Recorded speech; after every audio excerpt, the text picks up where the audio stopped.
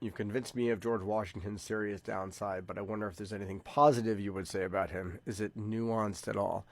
I'm going to leave the word nuance aside, and I've written about this on my blog. That the way that nuance has been weaponized in modern public history, and in particularly at heritage sites, and a lot of academic historians, particularly the folks who follow and promote and project the founders, that they like to deploy, and they deploy it because they want to stifle the complexities that it claims to represent. Right? People say nuance when that's really a word that tries to soften harsh truths and sort of elevate exceptions over systemic realities. So I'm going to leave nuance to the side and sort of treat this question the way I would treat it if a student asked it, because it's worth getting into. I have colleagues who ask me this all the time, and mentors who push back on this in terms of my current project. That it's a little too. How do we soften it? It's a little bit too hard. Are you throwing the baby out with the bathwater? Sort of. But let's deal with this the way if you were in my class. What do you mean by positive? Honestly, I want to hear from you, Ben. What do you mean by positive? That your question. What's positive about Washington that we can say? That's almost entirely a question of context, and I am sympathetic to the comments that have already been posted in response to this. Positive in relation to what? And that's not a rhetorical question. That's not a bait. That's a sincere intellectual inquiry. In relation to what? And these are terms that you have to define. And while we are in the product of making everybody a public historian, that's the kind of thing that we have to do for our audience as well. All right, you have to start defining your own terms. Positive in relation to what? Now, if you're interested in the creation of the United States as a nation state, and that's what you're interested in, and you think that there is a fundamental implied good in that, okay, fine. Then there are things to say. I mean, you could talk about refusal of the third term, or his ability to hold the military together barely during the Revolutionary War, but those are all in service of the creating the United States as a nation state. And then even those positives need interrogation, right? They reflect the priorities of the elite patriots who benefited from independence, and not the revolutionary principles of liberty and equality that get mythologized. So you got to deeply contextualize this stuff.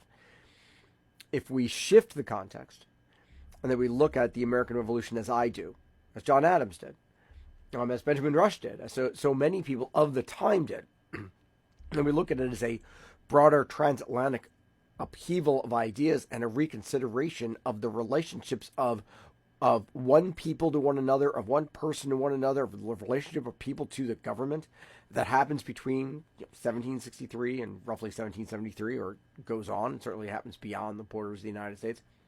Then Washington kind of fades in the background. That what is there to consider about him at all? He didn't shape those ideas. He was shaped by the world that those ideas changed.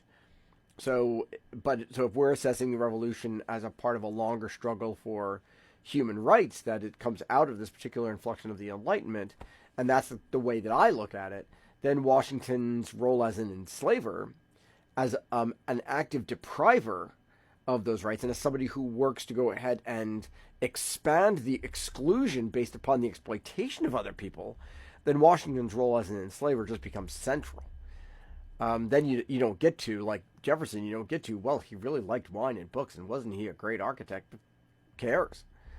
The question of positivity dissolves into something much heavier, but also much more important.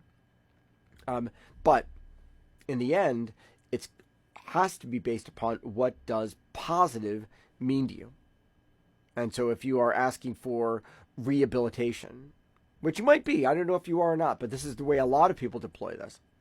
If you're asking for a rehabilitation, a way to admire him, despite the serious downside, if so, that's worth unpacking legitimately. Why the need to make someone like Washington a bit more palatable? What is the need to say anything positive about him at all? Why? Because in that case, if that's about making you feel good about the past, that's not what public history is here to do. I'm not that kind of doctor.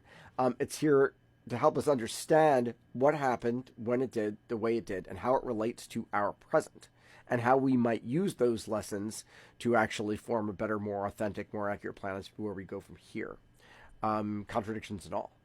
But in any case, I would love to hear what you think about this. What do you mean by positive, and why in the end does this matter to you? And I mean that seriously, without judgment. This is the kind of conversation that we need to have, but we think we have to understand about context. There are plenty of members of this community and folks who I talk to other day, particularly people who are black members of my audience or people of color, that their idea about positivity and my idea about positivity, because of a different context, is rather distinct. But in the end, this has to be about terms that you're defining, that you're interrogating for yourself, in order to figure out, okay, well, where are you coming from? What is your own deep-seated approach to this?